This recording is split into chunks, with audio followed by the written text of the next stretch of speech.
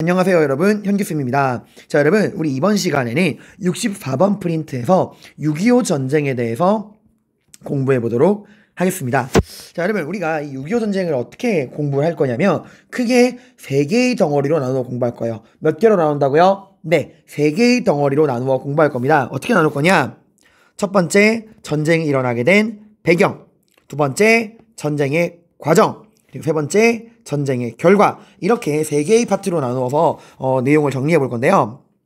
보통 아무래도 문제는 이 6.25 전쟁 같은 경우는 과정을 중심으로 거의 나옵니다. 다만 이 과정을 메인 주제로 하여 문제가 나오더라도 이 배경이나 결과의 중요한 내용들이 자료나 선지로 들어가기 때문에 같이 알아두셔야 여러분이 입체적으로 이 내용을 이해할 수 있고 문제를 풀 때 큰 어려움이 없습니다. 자, 우선 전쟁이 일어나게 된 배경부터 살펴보도록 하겠습니다. 이 전쟁의 배경을 우리는 국내적 배경과 국외적 배경으로 나누어 살펴보도록 할 거예요. 우선 이 전쟁이 일어난 국내적 배경부터 본다면 당시 남북의 상황이 굉장히 좋지 않았다. 그러니까 남북 간의 사이가 굉장히 험악했다라는 걸 이유로 들 수 있어요. 자, 여러분이 지금 만약 아무나 길 가는 사람 붙잡고 나서 우리가 남북이 통일을 만약에 해야 한다면, 그러니까 통일에 대한 찬반을 따지기 전에 통일을 한다는 걸 기본 전제로 둔다면 어떠한 방법으로 통일을 해야 할까요? 라고 물으면 거의 100명 중에 99명은 다 평화적 방법으로 통일을 해야 한다 말할 거예요. 오늘날 우리에겐 당연한 이 디폴트 값이 평화통일론이라는 거죠. 하지만 이 시대는 그렇지 않았어요. 이 시대에는 평화통일론을 이야기하면 이상한 사람 취급받았어. 이때는 기본적 디폴트 값이 뭐였냐? 상대방을 무력을 통해, 전쟁을 통해 힘으로 굴복시키는 무력통일론이 남북한 모두의 기본 방침이었어요. 그러니까 남한과 북한 정식 국가 방침이다. 이때는 상대방을 힘으로 무너뜨리겠다는 무력통일론, 이게 디폴트 값인 시대였다라는 거예요. 그래서 당시 남한에서는 어떤 이야기를 나왔냐? 우리가 북한으로 진격하여 통일을 이루겠다. 북진통일론이라는 이야기를 했어요. 자, 이러면서 어떤 이야기를 했냐? 이 북진통일론에 따라오는 구호가 뭐냐면은 우리 이 자랑스러운 국군이 저 북진한만 하면 너희 인민군은 한 주먹 거리도 안 돼! 라고 하면서 이때 어떤 이야기를 했었냐? 점심은 어디서? 평양에서 먹고 저녁은 신의주에서 먹는다 라는 이야기를 했어요. 여러분 자, 평양이 어딘지 아실 거고 신의주가 어디죠? 그죠? 여러분, 우리 경의선 기억나요? 계양기 그 문화할 때 경성이랑 의주를 연결하는 철도 경의선, 신의주가 거기에요. 경성이랑 의주를 연결하는 경의선에 뚫려있는 그 의주가 신의주야 얘들아. 어디에요? 네, 북한 끄트머리에 있는 북방지방 끝이에요. 그러니까 이 말은 뭐예요? 너희 무너뜨리는데 하루면 충분하다 이거야. 그러니까 이게 우리로 치면은 점심은 서울에서 저녁은 부산에서랑 같은 의미예요. 북한도 가만히 있지 않겠죠? 북한이 이때 어떤 이야기 했냐? 이 남조선 갓나 새끼들, 이 반동분다 새끼들, 우리가 너희들을 다 우리 공산주의 색깔로 붉게 물들여주마 라고 하면서 적화통일론을 이야기합니다. 여기서 이제 이 적이라는 게 붉은색 만들겠다. 너희를 붉은색으로 만들겠다. 공산주의를 상징하는 게 붉은색이에요. 그러니까 너희를 무너뜨린 다음에 우리 공산주의 색깔로 붉게 물들이겠다라는 거죠. 레드벨벳이죠, 레드벨벳. 빨간 맛, 레드벨벳. 그래서 레드벨벳이 북한에 공연하러 갔나요? 아무튼 자, 이렇게 남북한 모두 무력통일론을 기반으로 하여 남한의 북진통일론, 북한의 적화통일론, 이런 게 이제 국가의 기본 방침이었던 시대였어. 이러다 보니까 어떤 일이 빈번하게 발생했냐? 여러분, 만약에 지금 현대시대에 지금 이 순간에 휴전선에서 남북한 군인들 수십 명이 총격전을 벌여가지고 여러 명이 사망하는 사건이 발생했다고 쳐봐요. 어떤 일이 생길까? 난리 나요. 막 뉴스 나오고 난리 난단 말이야. 근데 이 시대에는 그 정도 해프닝은 뉴스거리도 안 됩니다.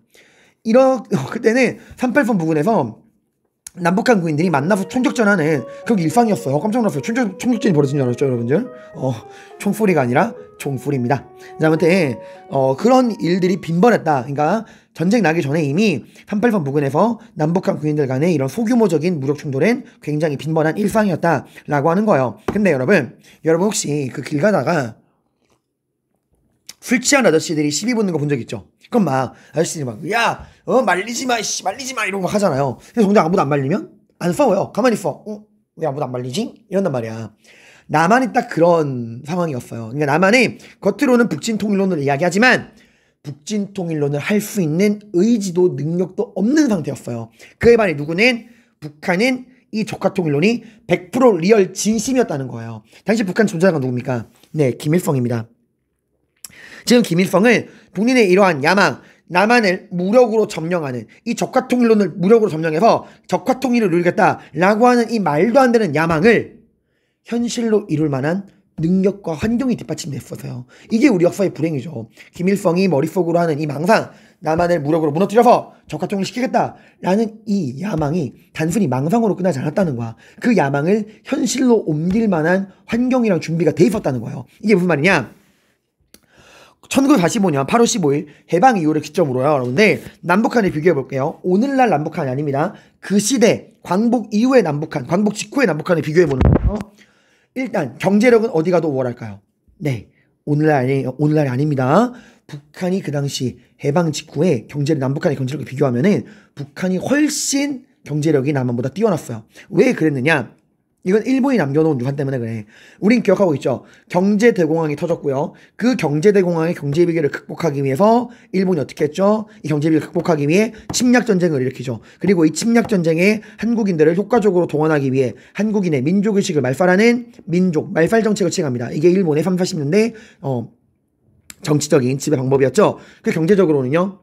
이 일본의 전쟁 수행에 필요한 이 군수물자를 우리 한반도에 생산하기 위해 이 한반도를 일본의 전쟁에 필요한 군수물자를 생산하는 군수물자 생산기지로 만들겠다. 이게 바로 무슨 정책이었죠? 그쵸. 병참기지와 정책이었죠, 여러분들. 그리고 이런 병참기지와 정책을 위해서 우리가 일본의 전쟁에 필요한 군수물자를 생산하기 위해서 우리나라의 이런 군수산업 공장들을 마구마구 건설합니다. 이게 바로 식민지 공업화 정책이었죠. 그리고 일본이 이런 군수물자 생산에 필요한 공장을 주로 어느 지역에 많이 건설했죠?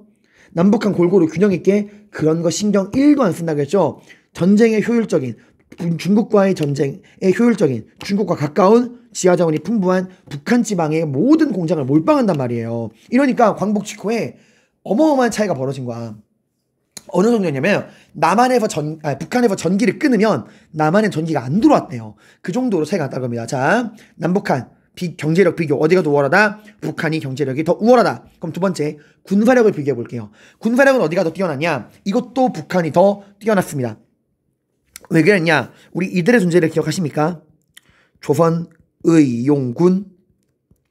자, 조선민족 전선연맹의 산하부대 조선의용대가 있었죠. 조선민족 전선연맹이 중국 관내 지방에 만든 최초의 한국인 무장단체 조선의용대가 있었죠. 근데 이 조선민족 전선연맹과 조선의용대가 둘로 분열하죠. 일부는 우리 어디로 가자?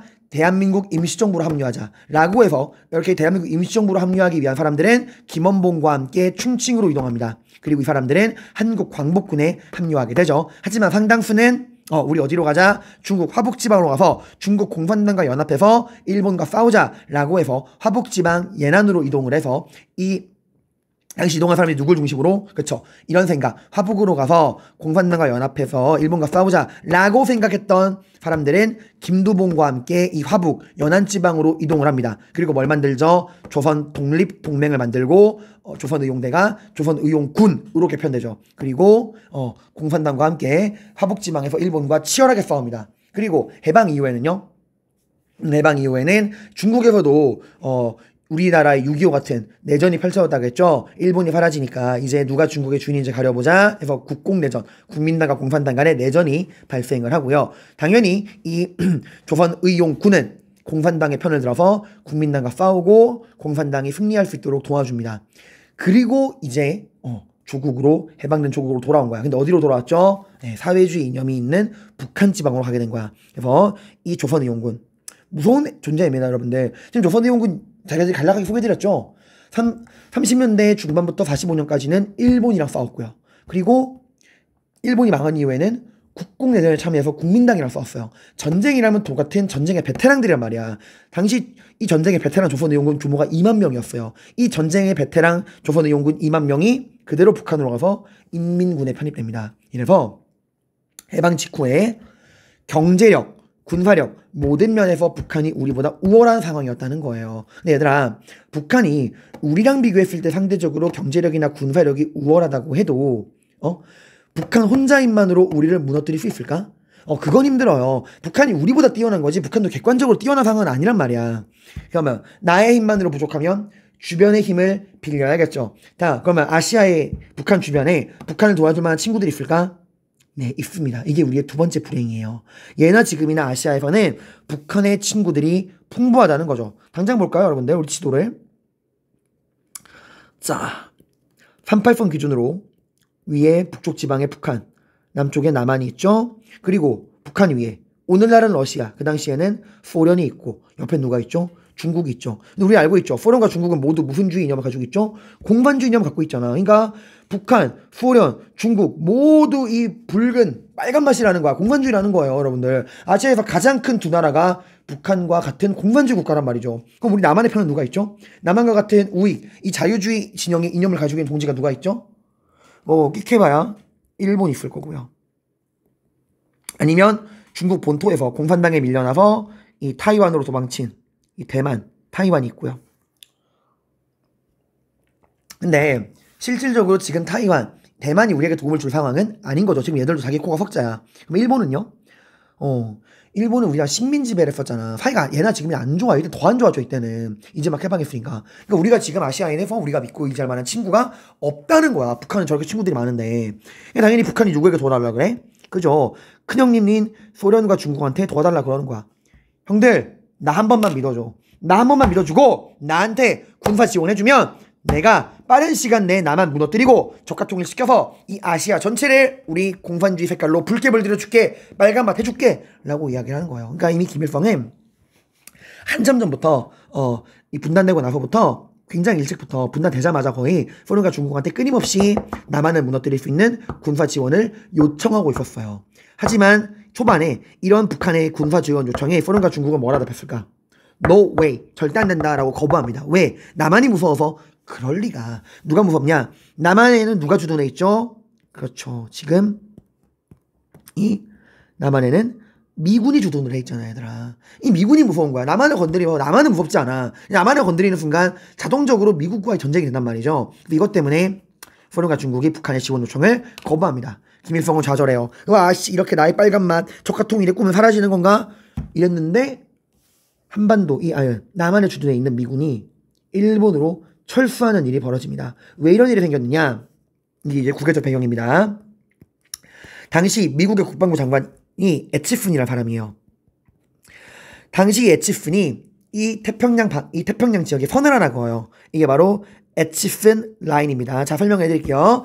이제 에치슨이 이렇게 말한 거야. 나 미국의 국방부 장관 에치슨의 이름으로 이 미국의 태평양 방어선을 설정하겠다. 그리고 이 선을 에치슨 라인이라고 하겠다. 이 선에 따라서 우리 미국의 태평양 방어선이 결정된다. 자, 이제 이 에치슨 라인, 이 안쪽에 있는 우리 미국의 동맹국은 우리가 직접 군대를 주둔시켜서 지켜줄 것이고, 이 나라가 침략당하면 우리가 직접 그 나라를 지켜주기 위해 싸울 것이다. 하지만 이 에치슨 라인 바깥쪽에 있는 우리 미국의 동맹국에게는 우리가 직접 군대를 주둔시키지 않을 것이고, 침략을 당하더라도 직접적인 도움이 아닌 간접적인 도움만 주겠다. 이렇게 일종의 급을 나눈 거야. 그러니까 이 에치슨 라인이라고 하는 선, 미국의 태평양 방어선을 기준으로 안쪽에 있는 나라는 군대 주둔시켜서 직접 지원해주고, 바깥쪽에 있는 동맹국은 군대를 주둔시키지 않고 간접적으로 도와주겠다 라고 말한 거예요. 자, 이 핵심은 뭐예요? 누가 과연 이 에치슨 라인, 미국의 태평양 방어선에 포함되냐 안 되냐죠. 근데 이 에치슨 라인은 이렇게 그어집니다. 그러니까 어디가 제외돼요? 우리 남한은 제외되고 일본은 포함이 된 거예요. 예나 지금이나 미국이 아시아에서 가장 중요하게 생각하는 전략적 요충지는 일본이에요. 자, 그래서 어쨌건 중요한 거는 이 미국 방부 장관 에치슨이 그은 에치슨 라인에 따르면 이제 우리 한국은 미국의 태평양 방어선에서 제외된 겁니다. 그럼 더 이상 이 남한에 대한민국의 미군이 주둔할 필요가 있나요? 없나요? 없죠. 그래서 주한미군이 일본으로 다 철수하게 된 겁니다. 자, 근데 여러분 여기서 주의하실 게 이건 얘들아 미국이 우리나라를 버린 거나 쌩깐 건 아니에요. 그러니까 급을 나눈 거야. 에치슨 라인 안쪽에 있는 일본은 군대 주둔시켜서 직접 지원할 거고 바깥쪽에 있는 대만이나 대한민국은 우리가 군대 주둔 안 시키고 간접적으로 도와주겠다. 급을 나눈 건데 사람이라는 게 얘들아 사람은 누구나 자기가 보고 싶은 걸 보고 듣고 싶은 걸 들어요. 이 적화통일의 빨간 맛에 망상에 빠진 김일성 눈에는 이게 뭘로 보여? 미국이 대한민국을 버렸구나, 쌩깠구나. 이제 우리가 전쟁을 일으켜도 미국은 군사적 개입을 하지 않을 것이다. 이렇게 보이게 된 거예요. 그러니까 미국이 우리나라를 버렸다로 보인 거야. 그리고 이걸 토대로 이제 중국이랑 소련에게 군사 지원을 요청합니다. 형들이 신경 쓰던 미국 방 뺐어. 쟤네 군사적 개입 안 할 거야. 그러니까 나한테 믿고 군대 빌려주면 내가 정말 빠르게 길어봤자 세 달 안에, 한 달 안에, 3달 안에 나만 적합통일 시켜줄게 라고 이야기를 하는 거예요. 이걸 보니까 이제 소련이나 중국도 보기에 그럴싸하거든. 이거 소련이나 중국은 김일성처럼 마냥 행복회로로 돌리진 않았지만 미국이 개입할 수 있다고 생각을 했지만 미국이 개입하기 전에 전쟁을 끝낼 수 있을 거라 생각을 했어요. 그럼 미국이 개입하지 않을 거라 생각을 했어. 그래서 소련과 중국이 북한에게 군사 지원을 하기 시작합니다. 자, 이 내용을 우리 자료로 한번 살펴보시면은 여기 미 국방부 장관이 했던 에치프 선언이야.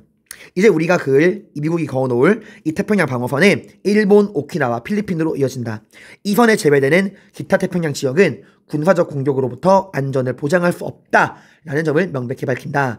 그래서 에치프 라인은 미 국무장관 에치프니 발표한 선언으로 미국의 태평양 방어선을 일본, 오키나와 필리핀을 연결하는 선으로 한다는 것으로 한국, 타이완, 인도, 차이나 반도가 방어선에서 제외되었다라는 설명이 나오죠. 자, 이거예요. 이 에치프 선언에 따라서 그어진 에치프 라인. 그러니까 이제 일본은 포함되고 우리나라가 제외돼 있죠.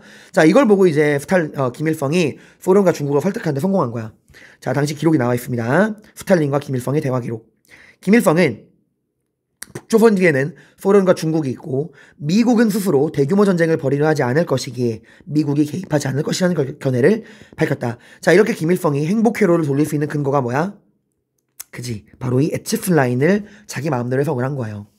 자, 다음은 두 사람의 대화 내용이다. 김일성, 마오쩌둥 동지는, 이 마오쩌둥은 그 중국 공산당의 대표입니다. 마오쩌둥 동지는 중국 혁명만 완성되면 우리를 돕고 필요한 경우에 병력을 지원하겠다는 말을 여러 차례 했습니다. 자, 이게 무슨 말이냐? 여러분, 지금 중국은요, 지금 당장 북한에게 돈이나 자원이나 무기를 지원할 만한 형편은 돼요, 안 돼요? 안 됩니다. 왜? 30, 40년대 일본이랑 계속 전쟁을 해왔잖아요, 얘들아. 계속 나라가 초토화되어 있단 말이에요. 그러니까 지금 당장 우리가 무기나 그런 군사적 지원을 하긴 힘들다. 단 필요한 경우라는 건 뭐냐?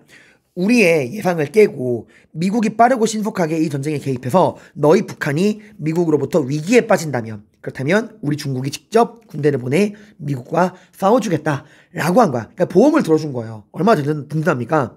그리고 스탈린, 이 사람은 소련의 지도자입니다. 완벽한 전쟁 준비, 전투수단의 기계화, 이랑 관련된 모든 요청을 들어주겠다. 이 말이 뭔 말이야? 굉장히 무서운 말이에요, 여러분들. 가뜩이나 기본적인 군사력이 남한에 비해 월등한 북한이 이제는 뭐로 무장한다는 거예요? 소련의 최신식 무기로, 소련에서 지원해주는 소련 최신식 무기로 무장을 한다는 얘기야. 그러니까 비행기, 탱크, 대포, 잠수함, 모든 게 이제 소련의 무기야. 그래서 북한군이 소련에게 지원받은 최신식 무기로 무장을 합니다. 군사 격차가 더 벌어진 거예요. 당시 군사력 격차가 얼마나 심했냐면은, 당시 전쟁날 당시 대한민국이 보유하고 있는 탱크 숫자가 얼마였을 것 같아요? 탱크가 뭔지 알죠? 빵야 탱크. 그 탱크의 숫자가 몇 대였을 것 같아요? 제로.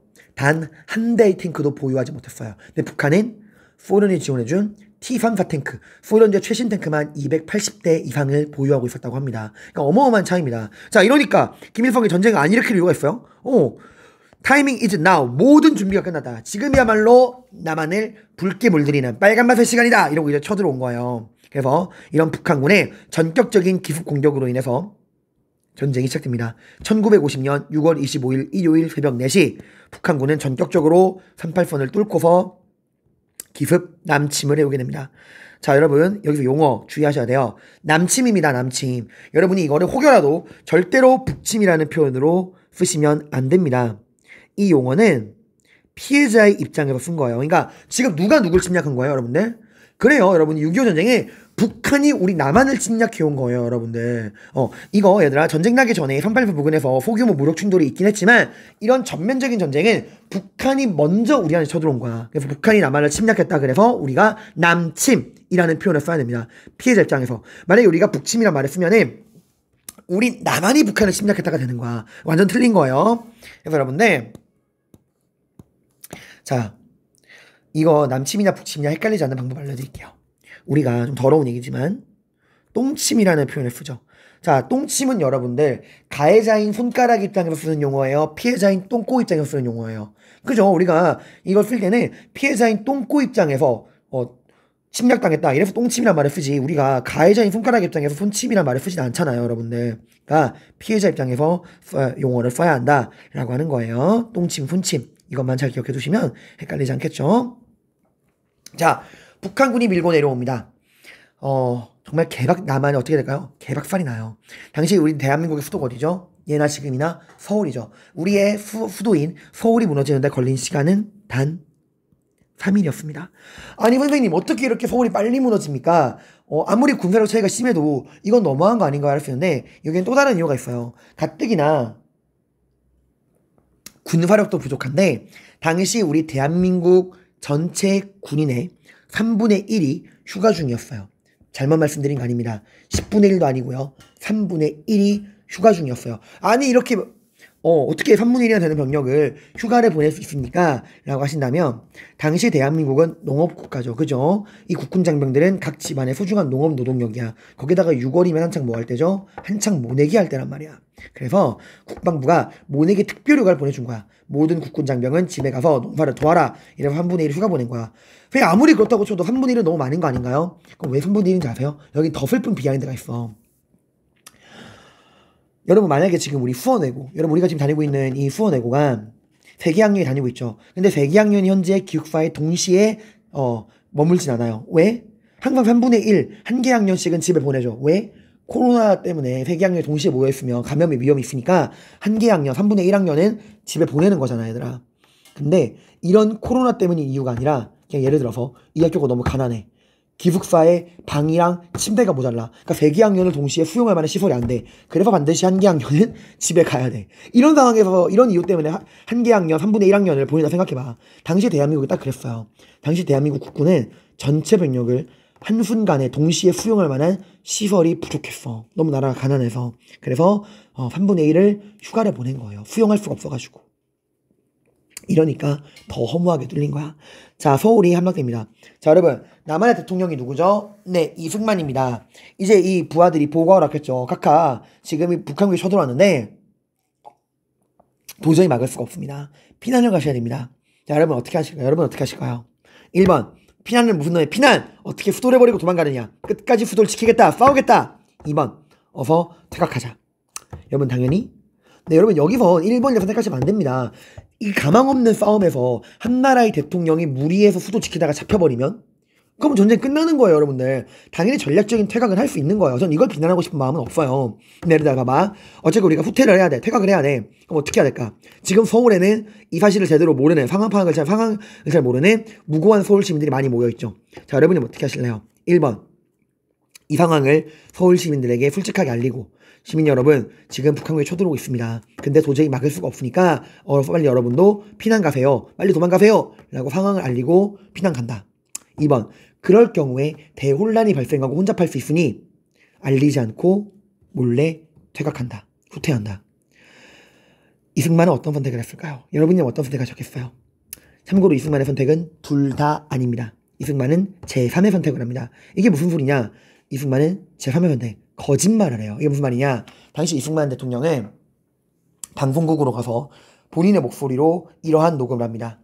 사랑하는 서울 시민 여러분, 대포 소리가 들려서 많이 놀라셨죠? 하지만 걱정하지 마세요. 이 소리는 저희 싸가지 없는 인민군 빨갱이들이 쳐들어왔지만 우리 자랑스러운 국군이 이 빨갱이들을 격퇴하고 384 이북주목으로 몰아내고 오히려 지금 우리 국군 장병들이 384 넘어 북진하고 있는 소리입니다. 그러니까 우리 서울 시민 여러분들은 아무것도 하지 말고 걱정하지 마시고 제자리에 가만히 생업에 종사하시면 됩니다. 라는 말을 녹음하고 이거 3일 내내 들고서 자기는 도망갔어요. 여러분 이건 정말 아닌 겁니다. 제가 뭐 그전에 반민특위를 설명할 때나 뭐 할 때나 항상 양쪽 입장을 모두 전달드렸죠. 역사적인 사실에 대한 판단은 여러분이 하시라고. 근데 얘들아 저는 그래요. 퇴각하는 거 당연합니다. 그리고 설령 만약 이걸 국민들에게 알리지 않고 몰래 갔다 그래도 그래요. 100번 양보해서 이해할 수 있어요. 정보 통제 측면에서. 하지만 거짓말하는 건 아니죠 여러분들. 얘들아 일단 어떤 사람들만 잡히고 어떤 사람만 퇴각했는지 알아요? 어떤 사람만 살아남았는지 알아? 정부의 말을 믿지 않았던 사람들만 서울로 탈출할 수 있었어요. 이런 거죠. 야 이거 뭔가 이상해. 정부의 말대로 대통령의 말대로 우리가 북한군을 몰아내고 있으면 대포 소리가 점점 멀어져야 되는데 왜 대포 소리가 이 포화 소리가 점점 시간이 지날수록 가까이서 들려? 이거는 우리가 밀리고 있다는 거야. 정부가, 대통령이 거짓말하고 있는 것 같아. 그러니까 빨리 도망치자 했던 사람들은 서울을 무사히 탈출합니다. 어떤 사람들? 설마 대통령이, 정부가, 국가가 거짓말하고 써? 이러고 그냥 남아있던 사람들은 다 북한 인민군의 포로가 된 거예요, 여러분들. 그리고 뒤늦게 거짓말이 들통이 나겠죠. 북한군이 코앞까지 다가올 거니까. 어메 어떡해. 정부가 거짓말하나 봐. 북한군이 지금 서울 코앞까지 왔어. 우리 얼른 피난 가야 돼. 해서 뒤늦게 사람들이 부랴부랴 피난을 떠납니다. 하지만 이 사람들도 제대로 서울을 벗어나지 못합니다. 왜? 너무 늦었어요. 뭐가 늦었냐? 당시 여러분 서울을 벗어나기 위해서는 한강을 건너야 되고요. 이 한강을 건너기 위해서는 한강 위에 있는 이 한강 철교를 건너야 돼. 근데 우리나라 이 시민들이 뒤늦게 막 부랴부랴 짐 싸가지고 이 한강 철교를 막 건너고 있는데 이 다리가, 한강 철교가 펑 하고 터집니다. 왜? 북한군이 대포를 쐈을까요? 아닙니다. 대한민국 정부가 한강 철교를 폭파시켰어요. 왜? 이 다리가 남아있으면 북한군이 이 다리를 타고서 빠르게 내려올 수 있으니까 이 다리를 폭파시켜라. 그래서 시민들이 건너고 있는 와중에 다리가 폭발하고 결국 대다수의 서울 시민들은 인민군의 지배하에 들어가게 됩니다. 하지만 서울 시민들의 고난은 여기서 끝나지 않습니다. 자, 아무튼 이렇게 서울이 무너지고요. 우리 대한민국은 어디까지 밀리냐? 낙동강 유역까지 후퇴하게 됩니다. 자, 여러분 낙동강이 어느 지역에 흐르는 강이죠? 네, 부산, 대구, 울산, 경상도 지방을 흐르는 강이 낙동강이에요. 즉 낙동강까지 후퇴하다는 얘기는 지금 우리가 경상도를 제외한 전 지역이 다 뺏겼다는 얘기입니다. 경상도만 남았다는 거예요. 여기까지 밀리는데 걸리는 시간은 단 3달. 자, 여러분 우리가 이 전쟁의 과정을 보실 때요. 이 내용도 아셔야 되지만 이 내용을 자료, 지도랑 특히 연결을 꼭 하셔야 됩니다. 뭐랑 연결하라고요? 이 부분을 자료, 지도랑 여러분들이 연결을 하셔야 돼요. 자, 그럼 우리 지도랑 한번 연결해 볼까요? 여기 아래쪽에 선생님이 이 6.25의 전개 과정을 담은 4장의 지도를 실어놨습니다.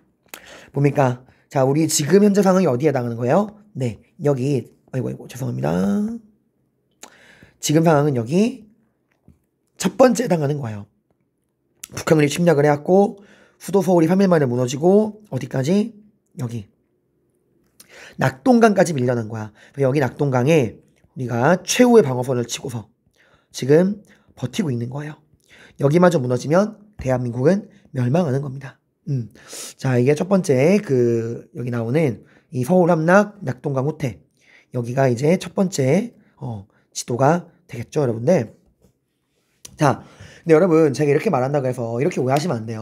국군이 막 비겁했냐, 도망쳤냐, 겁쟁이냐, 그게 아닙니다. 제가 수업시간에 말했지만 우리 고조할아버지, 증조할아버지, 우리 국군들은 이 압도적인 군사력을 가지고 밀려 내려오는 북한군으로부터 이 나라를 지키기 위해 정말 열심히 싸웠어요. 그래서 제가 탱크를 막기 위해서 온몸에다가 폭탄을 두르고 탱크 밑으로 기어 들어가고 탱크에 들어가서 자폭 공격하는 그런 이야기를 해드렸죠. 정말 열심히 싸웁니다.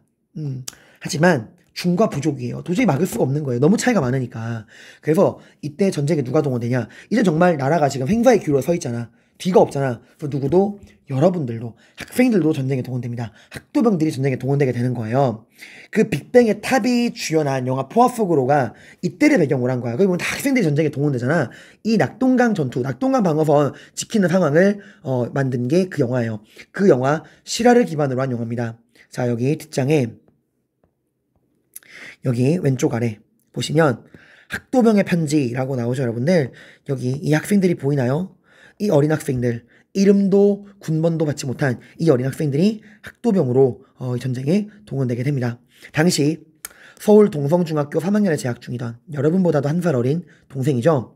이유근 학도병도 이 전쟁, 특히 이 울산 지역, 낙동강 방어선 중에서 울산 지역을 지키기 위한, 포항 울산 지역을 지키기 위한 이 방어전에 투입이 됩니다. 자, 근데 아까 선생님이 분명히 이름도 군번도 전혀 남아있지 않다 그랬잖아요. 근데 어떻게 서울 동성중 3학년 이유근 학도병이라는 신상을 알 수 있나요? 그 이유는 이 이유근 학도병이 어머니에게 쓴 편지가 남아있어서 그래요. 자, 이유근 학도병의 편지를 볼까요? 어머니, 나는 사람을 죽였습니다. 적의 다리가 떨어져 나가고 팔이 떨어져 나갔습니다. 너무나 가혹한 죽음이었습니다. 아무리 적이지만 그들도 사람이라 생각하니, 더욱이 같은 언어와 피를 나눈 동족이라 생각하니 가슴이 답답하고 무겁습니다. 어머니, 어서 전쟁이 끝나고 어머니 하고 부르며 어머니 품에 안기고 싶습니다. 어머니, 저는 꼭 살아서 다시 어머님 곁으로 돌아가겠습니다. 웬일인지 상추쌈이 먹고 싶습니다. 그리고 옹달샘에 이가 시리도록 차가운 냉수를 한없이 들이키고 싶습니다. 라고 이야기했어요. 자, 이 이유근학도병은 어머니 품에 안겨서 어머니가 해주는 맛있는 상추쌈을 먹고 옹달샘의 물을 이가 시리도록 마실 수 있었을까요? 그러지 못합니다. 이유근학도병은 어머니 품에 안기지도 어머니가 차려주는 밥을 먹지도 못합니다. 이 포항, 울산 방어전에서 이유근학도병은 전사하게 돼요. 그리고 이유근학도병이 쓴 어머니에게 쓴 편지는 결국 유품이 되어서 가족들에게 전달됐어. 이 편지가 발견돼가지고 우리가 이분의 이유근학도병의 신상을 알게 된 거야. 이걸 기반으로 만들어진 영화가 그 포화 속으로예요.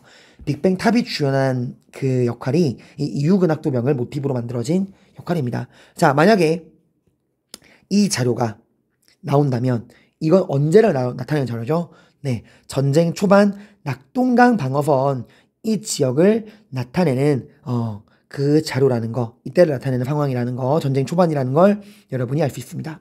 자, 이대로 대한민국은 멸망하는 걸까요? 아닙니다. 우리에게 구원의 손길이 옵니다. 그게 바로 뭐죠? 유엔입니다. 유엔은 전쟁이 터지자마자 아무런 고민도 없이 빠르고 신속하게 안전보장이사회를 열어서 지금 남한을 침략한 북한을 불법 침략자로 규정해서요. 미국을 중심으로 한 자유주의 진영의 16개 나라로 구성된 유엔 연합군을 남한에 파병하게 됩니다. 자, 이렇게 유엔이 빠르고 신속하게 병력을 보낼 수 있던 이유가 뭘까요? 그렇죠. 한반도에서 유엔이 인정한 합법정부는 대한민국밖에 없죠. 우리 기억합니다. 유엔의 결정에 따라서 유엔이 보낸 선거관리위원인 유엔 한국임시위원단의 관리감독하에 선거가 가능했던 한반도 지역, 이 지역의 유일한 합법정부는 대한민국밖에 없죠. 그잖아요. 유엔 한국임시위원단의 관리 감독하에 선거가 가능했던 이 지역, 여기가 이 대한민국이야말로 남한이야말로 유엔의 인정을 받은 선거 가능한 한반도의 유일한 합법 정부다. 그래서 유엔이 아무런 고민 없이 우리를 도와줄 수 있었던 거야. 이게 유엔이 얼마나 빠르고 신속하겠냐면, 여러분, 우리가 이 낙동강 방어선이 뚫리지 않는 이유가 뭔지 아세요? 유엔이 이미 이 낙동강 방어선에 밀리기 전에 와 있었어. 그래서 유엔군이 와줬기 때문에 빠르고 신속하게 와줘서 우리가 이 낙동강 방어선을 지킬 수 있었다는 거예요. 여러분들. 자, 당시 이 유엔군을 이끌던 사령관이 더글라스 메가더, 유엔군을 이끌던 미군 사령관이 그 유명한 더글라스 메가더입니다. 근데 메가더가 보기엔 지금 전황이 굉장히 암울한 상황인 거죠. 왜? 봐봐. 아무리 유엔군이 힘이 막강하다 그래도 이렇게 북한군이 완벽하게 방어망을 갖춘 이 포위망을 갖춘 이 포위망을 유엔군이 정면으로 뚫고 올라가기에는 너무 힘들다는 거죠. 설령 성공한다 하더라도 너무 큰 피해가 나와. 그러니까 지금 정면 승부는 답이 없다라는 거야. 그럼 어떻게 한다? 적이 전혀 예상하지 못한 타이밍에 예상하지 못한 지점을 공격해서 적을 후방에서 한 방에 무너뜨려야 한다 생각을 합니다. 그럼 우리가 어디를 쳐야 북한군을 공황 상태에 빠뜨려서 한 방에 무너뜨릴 수 있을까? 네, 한반도의 중심지이자 대한민국의 수도인 여기 서울입니다. 이 서울을 우리가 은밀하게 돌아가서 빵 공격해서 이 서울을 무너뜨리면 어떠한 전략적인 효과가 있죠? 일단 수도를 탈환했다는 거에서 북한군에게 심리적인 충격, 공황을 줄 수 있고요. 또 지금 북한이 얘들아 지금 남북으로 길게 이어져 있잖아. 이 북한 지방에서 이 남한에 있는 북한군들에게 뭐 군사나 무기를 지원할 때 다 어딜 통하죠? 네, 교통의 중심지인 이 서울을 통해서 이 남쪽으로 병력을 지원하고 있단 말이야. 근데 우리 유엔군이 이 서울을 딱 탈환하면은 북한군이 남북으로 그대로 쪼개져 버리게 되죠, 여러분들. 쪼개져 버린단 말이야. 종이 참 자주 치는 것 같죠, 여러분들. 이제 팔자습이 시작되었습니다. 이게 수업 끝나고 쌤이 좀 이것저것 하다가 수업을 치다 보니까 좀 늦었어요. 자, 그러니까 한 방에 북한군을 남북으로 쪼개버릴 수 있다는 거죠. 그러니까 각계각파가 가능하다는 거야. 그러니까 우리가 어디를 서울을 반드시 되찾아야 한다. 근데 이 지금 유엔군이 정면으로 가는 게 아니라 후방 상륙을 통해 서울로 가겠다는 거죠. 이렇게 우리가 배를 타고 서울로 갈 때 반드시 어디를 거쳐야 되죠? 네, 강화도도 거쳐야 되고요. 그리고 지금 우리가 상륙을 하잖아. 그죠? 어디? 맞습니다. 오늘날 서울이랑 가까워서 국제공항까지 만들어진 인천. 이 인천으로 가야 돼. 그러니까 결국에 인천에 상륙해서 서울을 탈환하겠다라는 계획을 세우게 되는 거야. 오늘날 인천이 괜히 국제공항이 있는 게 아니에요. 서울이랑 굉장히 가까운 교통의 중심지란 말이야. 서울이랑 인천이 34km가밖에 안 떨어져 있어요. 네. 그래서 인천으로 가서 인천 찍고 서울까지 찍고 북한군을 쪼개버리겠다라는 계획을 메가더가 세웁니다. 이게 바로 그 유명한 오퍼레이션 크로마이트 인천 상륙 작전입니다.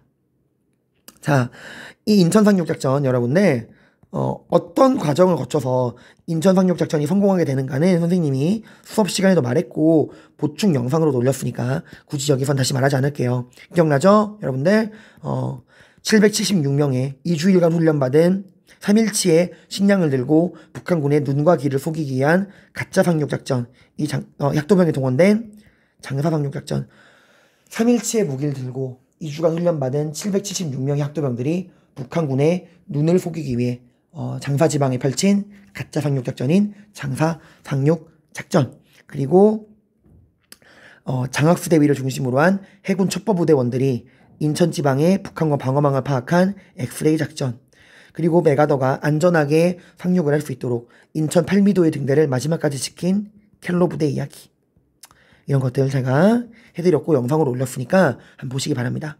그리고 인천 상륙 작전은 대성공을 거둡니다. 그리고 우리가 어디를 되찾아요? 작전의 계획대로 우리의 수도인 서울을 되찾게 됩니다.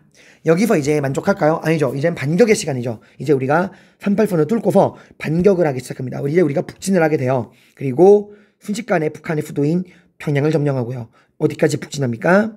네, 북한과 중국의 국경인 압록강까지 우리가 치고 올라가게 되는 거예요.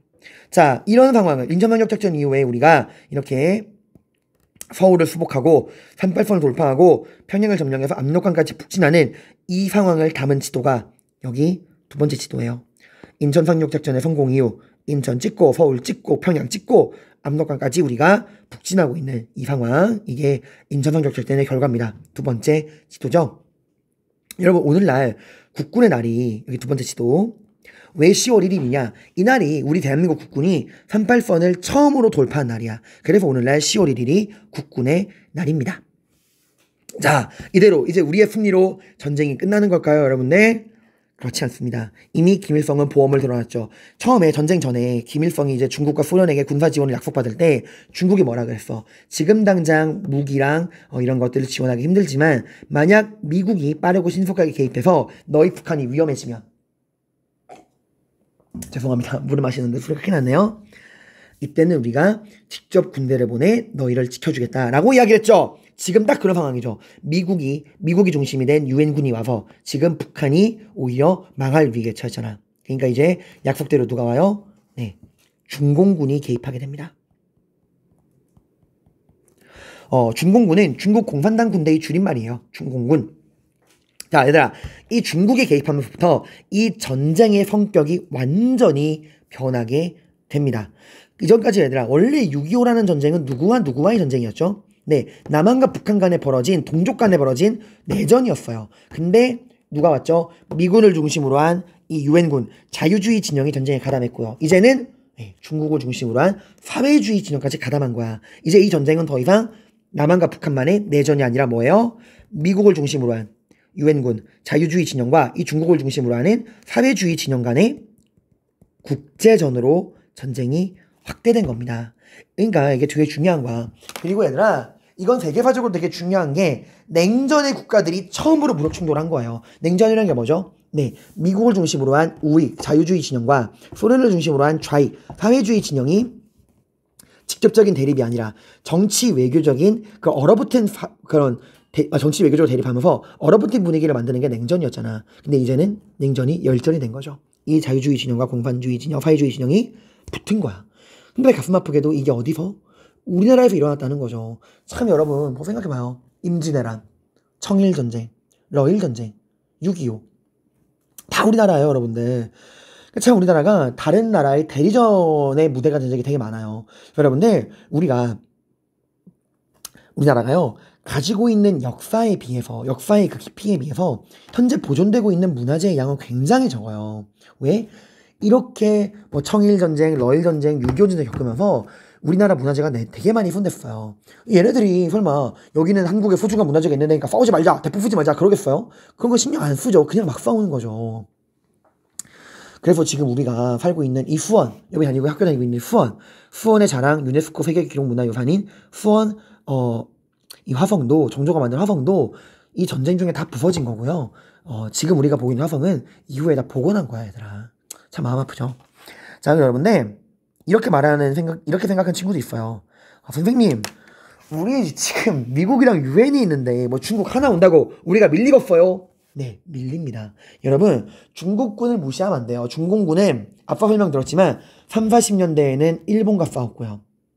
그리고 일본이 망한 이후에는 국민당과 공산당 간의 내전을 겪었잖아. 그 모든 거를 이기고 온 게 이 중공군, 공산당 군대란 말이에요. 전쟁 베테랑들입니다. 그죠, 여러분들?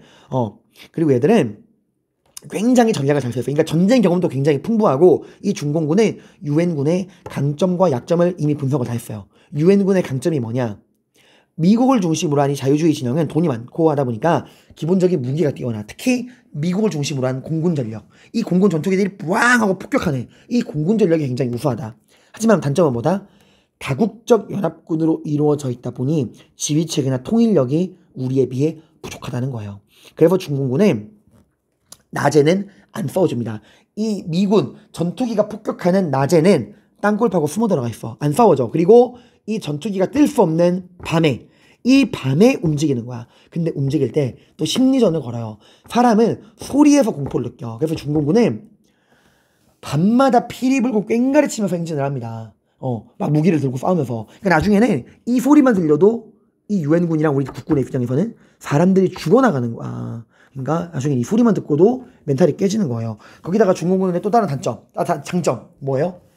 중국은 여러분 항상 예로부터 인구가 어마어마하잖아. 그래서 생각해봐. 막 우리가 고구려 수나라 싸울 때 수나라 뭐 떴다 하면 100만 대군이야. 얘들은 당나라도 막 수십만 대군이란 말이에요.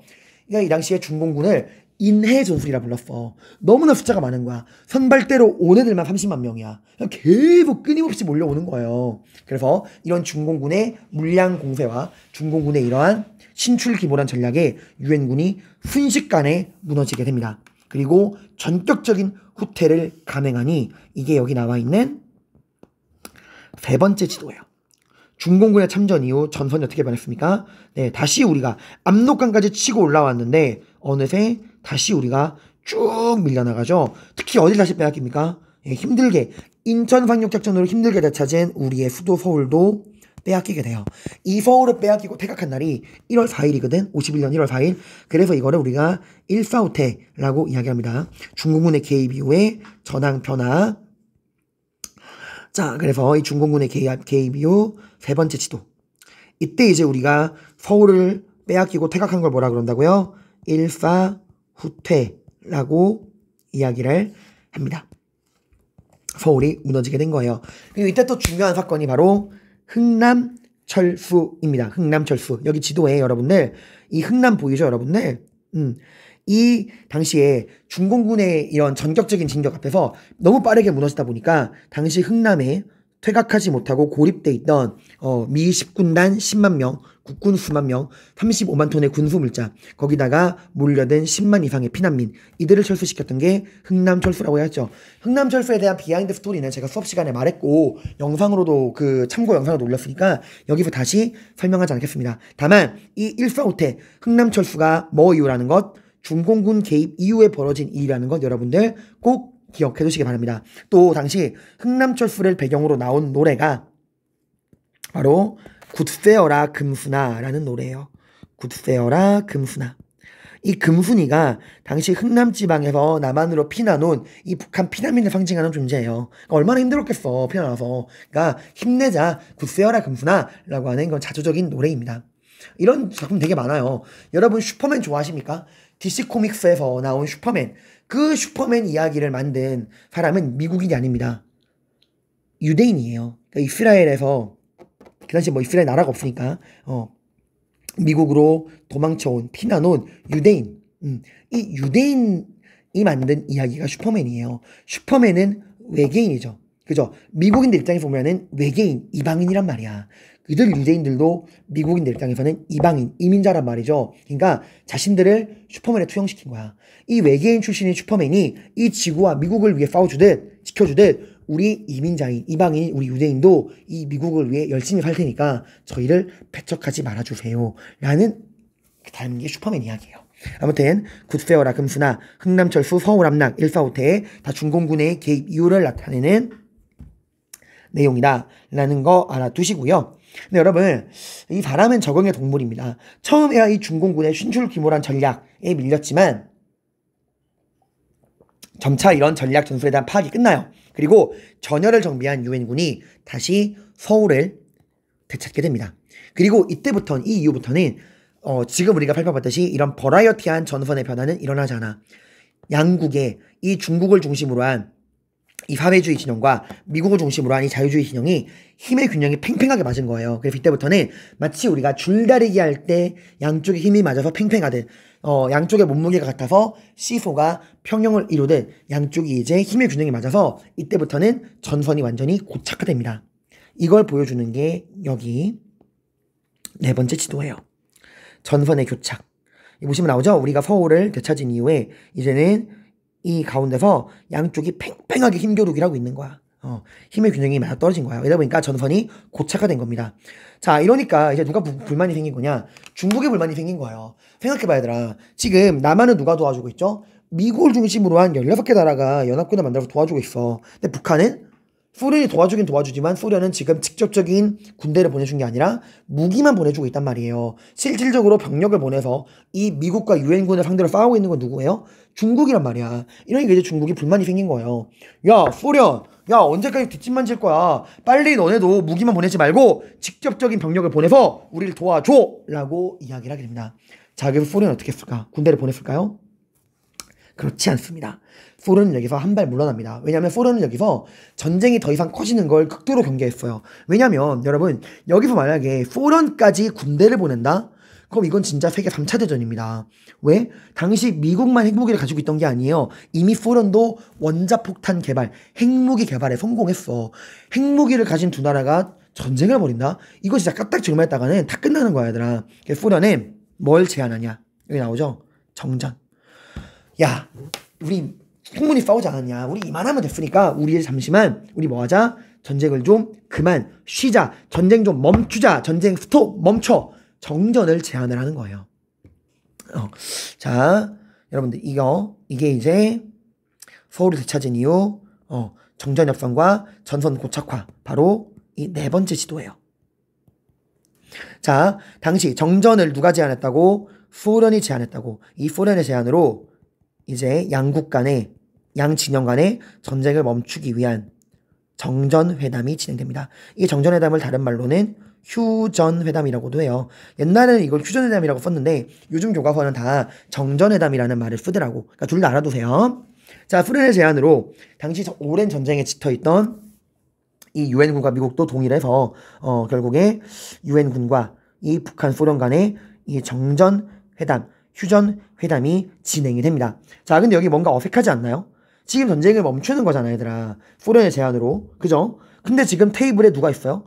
유엔군이랑 북한, 소련밖에 없어. 누가 없어요? 전쟁 당사자인 남한이 없잖아. 북한도 있는데. 남한은 왜 없냐? 얘들아, 남한은 정확히 말하면 이 정전회담에 참여하지 않은 거예요. 그러니까 정확히 말하면 잘못하면 다시 우리 남한은 대한민국을 이 정전회담에 참여 안 한 거이면서 동시에 못한 겁니다. 안 한 거이면서 동시에 못한 거예요. 자, 그 말이 무슨 말이냐? 일단 당시 남한 대통령 이승만은 이 소련의 제안으로 시작된 이 정전회담에 반대하는 입장이었어. 그러니까 남한 대통령 이승만은 이 정전회담, 전쟁을 멈추는 거에 반대 입장이었습니다. 왜냐면 이승만이 생각하기에 여기서 통일을 하지 않으면 영원히 통일할 기회는 없다 생각했어. 그러니까 지금 전쟁 멈추지 말고 끝장을 봐야 한다. 반드시 여기서 끝장을 봐야 한다 생각을 했어. 그래서 반대하는 의미에서 참여 안 한 거야. 그래서 근데 쌤, 그래요. 이승만이 정전회담에 반대해서 참여 안 했다는 거 이해가요. 근데 아까 쌤이 안 한 거이면서 동시에 못한 거라며요. 못했다는 의미 뭐죠? 네, 우리가 여기 한 건 여기에 반대해서 안 한 거이기도 하지만 애초에 여기에 참여할 자격이 없어. 못한 거이기도 해. 우리 애초에 정전회담에 참여할 자격이 없어요. 그 말이 무슨 말이냐? 여러분 전쟁이 나고 나서요. 일단 이거부터 하자. 원래 그 나라의 군대를 움직이는 권리를 우리가 작전권이라 그래. 이 작전권은 다시 쓸게요. 글씨가 엉망이네. 이 군대를 움직일 수 있는 작전권은 종류가 두 가지입니다. 전쟁 났을 때 군대를 움직일 수 있는 전시작전권과 전쟁 나지 않은 오늘날 같은 이런 평상시에 군대를 이끌 수 있는 이 평시작전권으로 나눠져. 자, 뭐라고요? 작전권은 전시작전권과 평시작전권 둘로 나눠지는데 인천선역 작전 이후에 이 미국 사령관 더글라스 메가더가 이승만에게 말을 해요. 이 전쟁을 승리를 이끌기 위해서는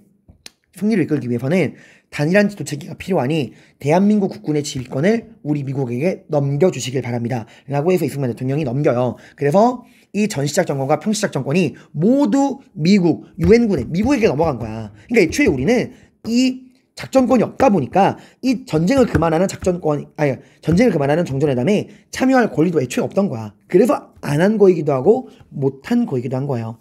자, 그럼 이 작전권은 후에 어떻게 되느냐? 전쟁 끝나고 나서도 꽤 오랜 시간 동안 이 나라 군대의 작전권은 모두 미국에게 있었어요. 그러다가 1994년인가 96년에 평시작전권은 반환이 됩니다. 우리한테 돌아와요. 94년이었나 96년인가 우리한테 평시작전권이 돌아와. 그래서 이제 이런 오늘날 같은 전쟁 나지 않은 이런 일상적인 평시에서는 우리나라 정부가 국방부가 우리 군대를 통솔할 수 있는 권리가 있는 거예요. 근데 이 전시작전권, 전쟁이 날 경우에 군대를 통솔하고 지휘하는 이 전시작전권은 지금도 우리한테 없습니다. 지금도 누구한테 있어요? 미국한테 있어요. 그래서 우린 전쟁이 나면은 우리나라 대한민국 국군은 우리나라 정부가 아니라 미군의 지시를 따라야만 돼. 그게 지금 정해져 있는 규칙이에요. 그래가지고 가끔 뉴스에 뭐 전시작전권 환수 어떻게 할 거냐 이런 이야기가 나오는 거야, 얘들아.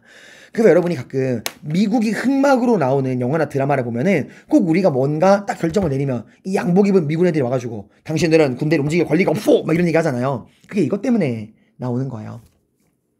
아무튼 이때는 둘 다 없었다. 그래서 우리는 작전권이 없다 보니 모든 작전권을 미군, 유엔군에게 맡긴 상황이다 보니 우리는 이런 정전회담에 참여할 권리가 없었다라는 거죠. 자, 근데 얘들아 봐봐, 여기까지 이해가죠? 근데 이 휴전회담이 지금 언제 시작됐어? 그치, 51년 7월이에요 여러분들. 지금 전쟁 난 지 얼마 됐죠? 그래, 1년밖에 안 된 거야. 여러분이 배운 이 버라이어티한 진행 과정이 겨우 1년 만에 일어난 일이다 라고 하는 거예요, 여러분들. 그럼 이제 전쟁 끝나는 건가요? 여러분 여기 보세요. 이 휴전회담이 얼마 동안 지속이 되죠? 무려 2년을 지속이 되죠. 2년을 여러분들. 아니 1년 동안 싸우고 전쟁 이제야 그만한다고 하는데 뭐 전쟁 그만하면 되지. 뭐 전쟁 그만하자는 얘기 2년 동안 해? 여러분 왜 이렇게 전쟁을 그만하자는 휴전회담의 시간이 길었느냐? 원래 국가 간의 전쟁을 멈추는 건 쉽지 않습니다. 중요한 문제가 있거든요. 자, 여러분 그러면 이 정전회담을 2년 동안 끌고 가게 된 그 문제점, 핵심적인 이슈, 도대체 뭐가 문제였길래 이 정전회담이 2년 동안 지속이 되느냐? 크게 두 가지의 문제점이 있었습니다. 첫 번째는 양국의 전쟁을 멈추면 뭘 설정해야죠?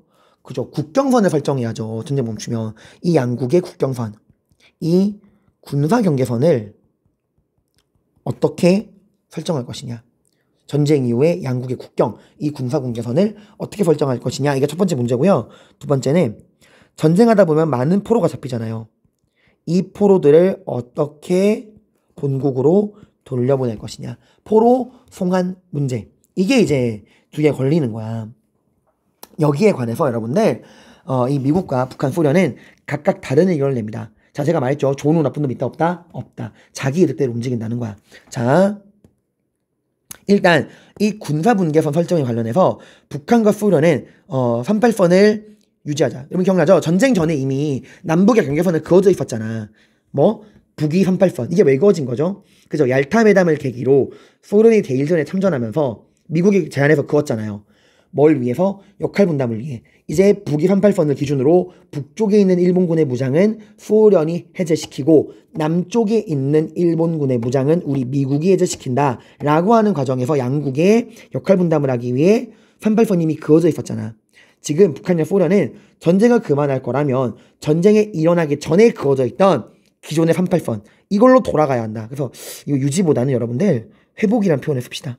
기존에 전쟁 전에 그어져 있던 38선으로 돌아가야 한다. 38선을 회복시켜야 한다라는 거예요. 그에 반해 미국은 무슨 소리냐. 그건 이미 옛날인 거고 이미 전쟁 중에 새로운 경계선이 그어져 있다. 지금 양국 군대가 대치하고 있는 현재의 분계선을 기준으로 국경을 나눠야 한다는 거야. 자, 이게 무슨 말이냐. 자, 여기 또 제가 지도를 그려볼게요. 한반도 그리고 우리 38선 그 전쟁 나기 전에 이미 북한이랑 소련이 그 언어 38선이 있었죠. 일본군 무장해제. 그 38선은 어때요? 완벽한 일직선입니다. 그죠? 북의 38선이니까. 근데 지금 전쟁하다 보니까 여러분들 휴전회담이 딱 정전회담이 진행된 당시에 그 양국의 관계가 어땠냐? 당시 이제 우리 국군 그 미군과 유엔군이 좀 힘을 내가지고 이 강원도 지방으로 우리가 좀 올라가 있는 상태였어. 이러니까 봐봐. 이러니까 당연히 북한 입장에서는 지금 전쟁 중에 양국이 대치하고 있는 이 경계선으로 국경을 나눠버리면 북한이 영토를 더 잃는 거잖아요. 그죠? 그러니까 당연히 북한은 과거 38선으로 돌아가자라고 이야기를 해야 자기들에게 유리하니까 38선으로 돌아가자, 38선을 회복하자 이야기하는 거고 반대로 미국 입장에서는 이미 38선보다 위로 올라와 있는데 굳이 이걸 양보할 이유가 없잖아. 그러니까 현재 양국이 대치하고 있는 이 분계선을 기준으로 하자라고 이야기를 한 거예요. 이해가죠? 자, 그 다음에 이 포로송환 문제에 관해서는 북한이랑 소련은 이거 고민할 필요가 뭐 있냐. 북한 포로는 북한으로, 중국 포로는 중국으로, 남한 포로는 남한으로, 미국 포로는 미국으로, 그럼 원래 자기 나라로, 자기 출신 나라, 포로의 원래 출신 나라로 돌려보내면 된다라고 하는 이름하여 자동송환을 이야기합니다. 자, 근데 미국은 뭐라 그러냐. 개인은 누구나 선택의 자유가 있다. 남한 포로가 남한으로 돌아가기 싫어할 수도 있고 북한 포로가 북한으로 가기 싫어할 수도 있고 중국이랑 미국 포로도 마찬가지 아니냐. 그러니까 우리가 그 포로의 출신지가 어디건 간에 가고 싶은 대로 가게 해주자. 남한 포로가 북한 중국 가고 싶다 그러면 글로 보내고 북한 포로가 남한이 미국 오고 싶다 그러면 글로 보내자. 개인의 자유에 맡기는 자유송환을 주장합니다. 자, 또 왜 이런 얘기를 했느냐. 다 자기들이 이득해서 그래. 당시 여러분 북한이랑 중국 포로 중에서는 그 공산주의 이념에 염증을 느껴서 이 중국이랑 북한으로 돌아가기 싫어하는 포로들이 많았다 그래요. 알잖아 얘들아. 공산주의라는 게 모든 인간이 평등해야 한다. 겉으로는 굉장히 완벽하고 좋아 보이지만 그 모든 인간의 평등을 위해서 개인의 자유가 굉장히 억압되죠. 능력이나 개인의 능력에 따른 이런 거 다 통제하는 거잖아 얘들아. 빈부격차 생기면 안 되니까. 무조건 n분의 1 해야 되니까. 그래서 이 북한이나 중국 포로 중에서는 나 공산주의 싫다, 나 북한 쪽으로 돌아가기 싫다 했던 포로들이 많았다 그래. 그러니까 이제 북한이나 소련 입장에서는 미국이 원하는 자유송환 해버리면은 자기 나라에 돌아오지 않을 애들이 많은 거야. 그러니까 자동송환을 주장하는 거고 미국은 반대로 자신이 있으니까 자기 쪽으로 더 많이 올 것 같으니까 자유송환을 이야기하는 거예요. 자, 참 어렵죠. 이 군사분계선 설정 문제, 포로송환 문제에 관해서 지금 양쪽이 다른 입장을 내고 있어 얘들아. 그지? 자, 근데 얘들아 이때 어떤 일이 있었냐. 잘 들으세요. 이렇게 정전회담이 군사분계선 설정 문제, 포로송환 문제 이런 두 가지의 핵심 쟁점을 놓고서 양국이 격렬하게 논의하고 있을 때 이 정전회담을 마음에 들어하지 않는 사람이 나섭니다. 자, 여러분 정전회담 마음에 들어하지 않는 사람이 누구예요? 그죠? 지금 전쟁을 끝내자, 끝장을 보자 했던 대통령 이승만이잖아. 남한 대통령. 이승만은 이대로 전쟁이 끝나는 걸 원하지 않아. 그러면 이 정전회담이 제대로 마무리가 되면 돼? 안 돼? 안 되죠. 그래서 이 정전회담을 깽판 칩니다. 그게 바로 뭐냐? 그게 바로 그 유명한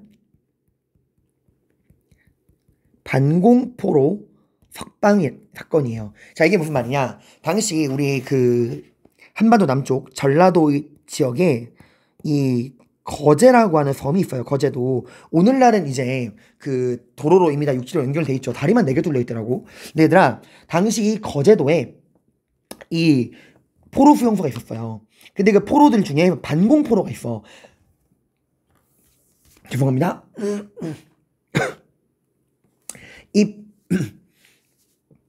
이 반공포로가 어떤 존재냐면은, 자, 봐봐. 지금 우리나라에 잡혀있는 그 중국이나 북한 포로들 중에서 나 공산주의 싫어요. 나 공산주의 싫고요. 나 전향할래요. 나 이제 자유의 나라, 자유의 이념, 이 우익, 자유주의 이념으로 전환할래요. 해서 공산주의를 버리는 애들이 있을 거 아니야, 얘들아. 그치? 북한, 중국 포로 중에서 이 공산주의 이념을 버리는 애들이 있을 거 아니야. 이런 애들을 우리가 뭐라 그래? 공산주의에 반대하는 포로라 그래서 반공포로라 그럽니다.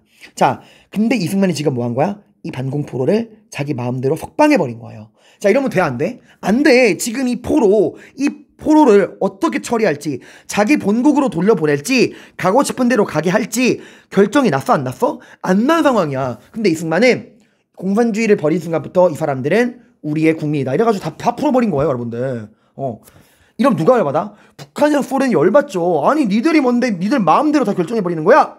이거 해보자는 거야? 이러고 북한이랑 소련이 열받아서 이 정전회담이 깨지길 바라서 이런 일을 벌인 겁니다. 당시 이 거제 포로 수용소를 배경으로, 이때를 배경으로 한 영화가 엑소의 도경완 씨가 주연한 스윙키즈라는 영화예요. 되게 좋은 영화니까 꼭 보세요. 정말 그 전쟁 장면 하나 나오지 않고 전쟁의 비참함과 참상을 정말 또 가벼우면서도 재미있으면서도 진지하고 슬프게 아름답게 잘 풀어낸 정말 수작입니다. 꼭 한번 보시기를 바라요. 굉장히 연기를 잘하더라고요, 여러분들. 제가 그걸 보고 아이돌의 연기에 대한 편견이 완전 깨졌어요. 정말 잘하시더라고요, 연기. 자, 아무튼 자, 이 이승만의 반공포로 석방은 언제 있었던 일이죠? 네, 정전회담이 진행되는 중에 발생을 한 거야, 얘들아. 그럼 이렇게 말할 수 있죠. 선생님, 그럼 미국이 가만히 있었나요, 여러분들? 실제로 얘들아, 미국도 이때 굉장히 열받았어. 미국은 진지하게 이승만을 암살해버릴까 논의했다 그래. 기록이 남아있어. 하지만 미국은 이승만을 암살하지 못합니다. 왜? 지금 전쟁 중에 남한 대통령이 바뀌어버리면 이 전쟁이 어디로 어떻게 올라갈지 감당이 안 된단 말이야. 얘들아, 이승만 똑똑한 사람이야. 이승만은 이미 알고 있어요.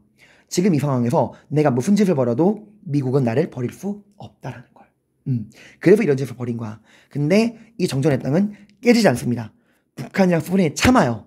더 이상 전쟁을 하고 싶지 않아서 참아. 그래서 그래, 니들 원하는 대로 해라. 이래가지고 결국 포로 송환 방식은 미국이 원하는 자유송환 방식으로 결정이 되게 됩니다. 그리고 양국의 경계선도 과거의 38선으로 돌아가는 게 아닌 현재 전쟁 중에 양국이 대치하고 있는 이 현재 분계선을 기준으로 한다. 그래서 이 군사 경계선 설정 문제는 미국이 원하는 현 분계선 유지, 그리고 포로 송환 문제도 미국이 원하는 자유송환 방식으로 모두 결정이 나게 된다라는 거 여러분들 알아두시기 바랍니다.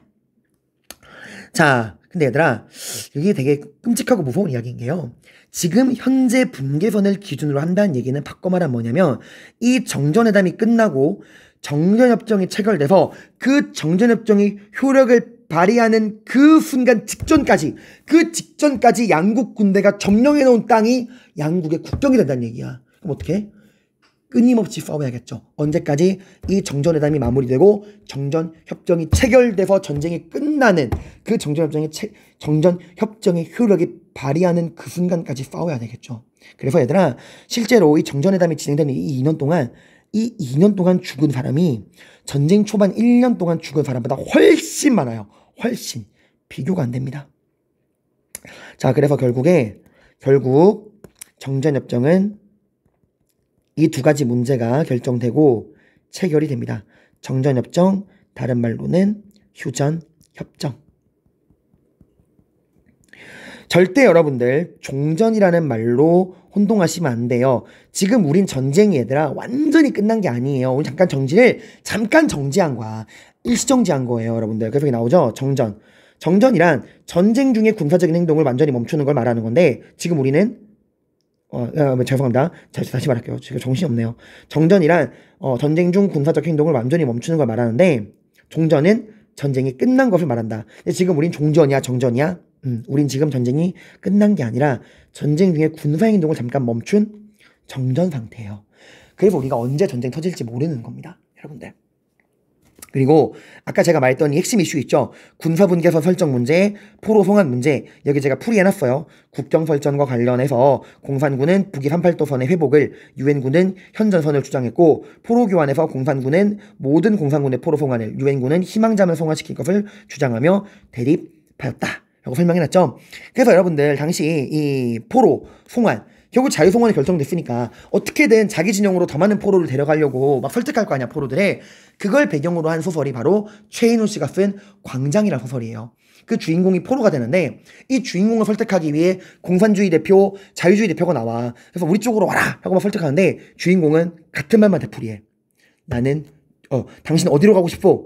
중립국. 어디로 가고 싶냐고요? 공산주의하고 자유주의요? 중립국. 나는 공산주의도 자유주의도 싫다. 나는 중립국으로 가고 싶다. 라고 해서 결국 중립국으로 가는 배에 탑니다. 근데 결국 그 중립국으로 가는 배 위에서 하염없이 바다를 바라보다가 투신 자살하게 돼요. 이념의 대립 속에서 갈등하는 정체성의 혼란을 가지고 있는 개인의 모습을 보여주는 거죠. 비슷한 소설이 오발탄이라는 소설도 있어요. 자, 아무튼 정전협정 체결되는데 여기서 우리의 불행과 비극은 끝이 아닙니다. 일단 이 정전협정, 휴전협정 체결 좀 볼게요. 당시 조인된 정전협정서 보시면은 북한인민군 최고사령관, 중국군 사령관, 유엔군 사령관이 서명했지만 이승만 정부는 전쟁에 반대했기 때문에 서명하지 않았다. 자, 이거는 안 한 거기도 하지만 못한 거기도 해요. 애초에 우리는 작전권이 없기 때문에 여기에 서명할 자격이 없는 거야. 그러니까 안 한 거기도 하고 못한 거긴 한 거예요. 그래서 여기 북한 대표, 중국 대표, 미국 대표의 사인만 있고 우리 대한민국의 사인은 정전협정서에 쓰여있지 않다라는 거. 자, 그리고 이렇게 북한, 중국, 미국 대표가 쓴 정전협정문은요. 이 53년 7월 27일, 정확히 말하면 53년 7월 27일 오전 10시에 체결됩니다. 근데 더 끔찍한 건 여러분, 그 정전협정문에 뭐라고 쓰여있냐. 이 정전협정문이 효력을 발휘해서 전쟁이 모든 전선에 군사적인 행위가 중단되는 거는 7월 27일 밤 10시부터이다. 자, 이게 뭔 말이야? 이게 뭔 거지 같은 말이죠. 봐봐. 지금 정전협정을 통해서 전쟁을 중단하겠다 협의한 건 언제예요? 오전 10시야. 근데 이 정전협정의 효력이 발휘되어서 전 전선에 군사적인 행위가 중단되는 건 밤 10시래. 몇 시간 남았죠? 12시간. 자, 그럼 12시간 동안 전쟁 끝났으니까 12시간 동안 싸우지 마요. 집에 가요. 이랬을까요? 무슨 소리. 아까 뭐라고 그랬어? 국경선 어떻게 설정한다고? 전쟁이 끝나는 정전협정의 효력이 발휘되는 그 순간까지, 그 마지막까지 양국이 차지한 양국이 차지한 땅이, 그 경계선이 양국의 최종 국경이 되는 거야. 이거 어떻게 해요? 전 전선에서 남북 가릴 것 없이 12시간 총력전. 한 뼘의 땅이라도 더 우리 품으로 가져와야 한다 해서 12시간 총력전이 벌어집니다. 여러분이 전쟁에 투입된 군인이라 생각해봐. 3년간 이어진 이 끔찍한 전쟁. 드디어 정전이 맺어진대. 정전협정이 체결되었대. 얼마나 기뻐요. 와, 나 이제 집에 갈 수 있구나. 내 아내를, 내 부모님을, 내 가족을, 내 그리운 가족을 만나볼 수 있구나 하고 기뻐했는데 이게 웬일이야? 정전협정이 체결된 건 지금 10시지만 이게 효력에 발휘되는 건 밤 12시래. 밤 10시래. 갑자기 사령관들이 오더니 한 뼘의 땅이라도 더 이 나라에 가져와야 한다. 현 시간부로 전전선의 모든 병력은 12시간 총력전에 투입해라. 와, 이게 뭐예요, 여러분들? 너무 절망적인 거 아닌가요, 여러분들? 그래서 얘들아, 이걸 배경으로 한 게 고수 신하균 씨가 주연한 영화 고지전입니다. 거기 보시면은 이 주인공이 고수랑 신하균은 남한 대한민국의 군인이에요. 이 고수랑 신하균은 이 전쟁 초반 서울이 무너질 때 북한군의 포로로 잡혀. 당시 이 고수랑 신하균을 포로로 잡은 북한군 장교가 류승룡 씨입니다. 근데 류승룡 씨가 이땐 자신만만해요. 어이 어리버리들, 야 니들이 왜 전쟁에서 지는지 알아? 그건 니들이 왜 싸우는지를 모르기 때문이야.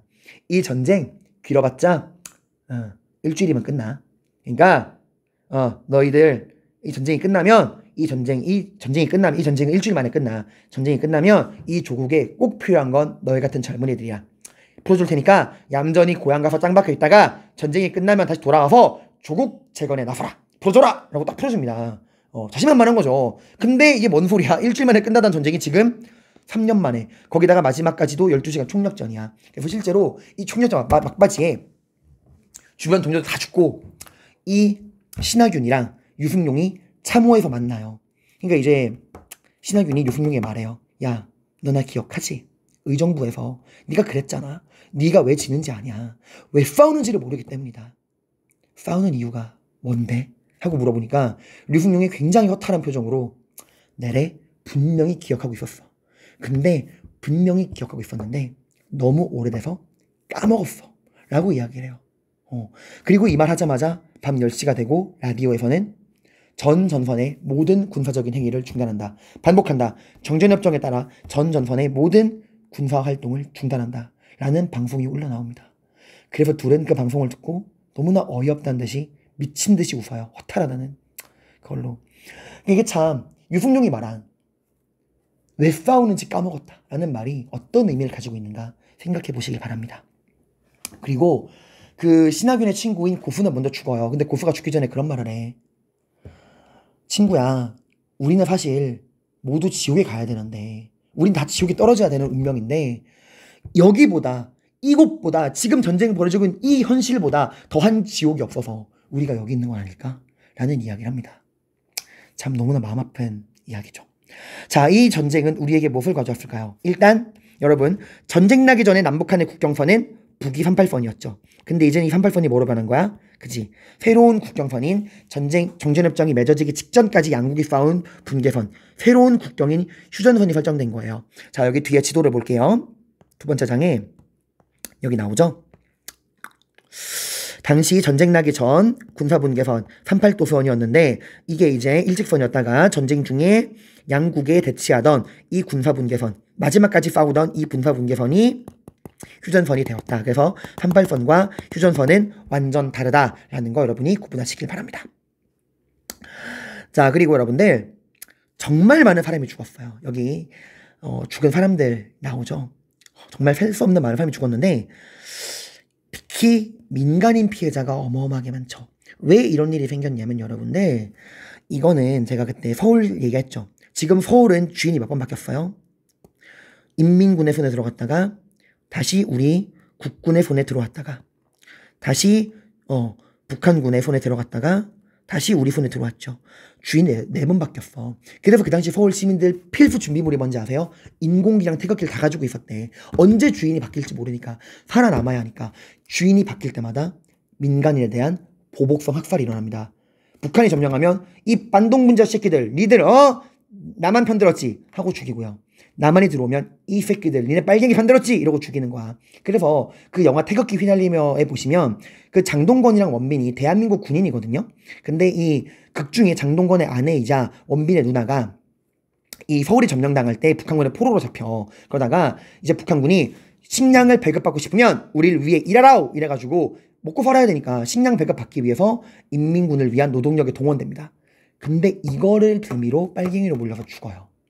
그런 일이 남북 모두에게 비일비재했다는 거죠. 그래서 민간인 학살도 굉장히 많이 일어나. 당시 전쟁 중에 있었던 민간인 학살들에 대해서 제가 여기 뭐 국민방위군 사건, 국민보도연맹 이런 것들 다 적어놨으니까 꼭 보시길 바랍니다.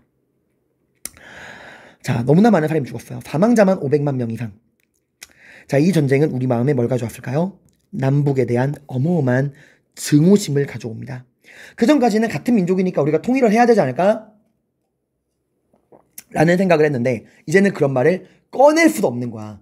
예를 들어서 우리 같은 민족이니까 평화롭게 통일해야 됩니다. 이러면 야, 너 그게 뭔 소리야? 우리 엄마가, 우리 아빠가, 우리 가족이 저 빨갱이 새끼한테, 저 반동분자한테 죽었는데 지금 뭐? 같은 민족이니까 통일? 이게 어디서 이런 반응이 나오는 거예요. 이제 서로가 서로를 정말 증오하기 시작한 겁니다.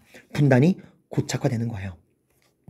자, 그리고 얘들아, 남북한의 지도자들은 전쟁 이후에 정말 약속이 난 듯이 남북의 지도자들은 이 남한과 북한 국민들 마음속에 새겨진 서로에 대한 증오심을 이용해서 그들의 권력을 강화하는 독재 체제를 구축하는 데 이용합니다. 극과 극은 통한다더니 정말 어떻게 전쟁 끝나고 이렇게 약속이 난 듯이 이 국민들의 증오심을 이용해서 독재 체제를 구축하는지 참.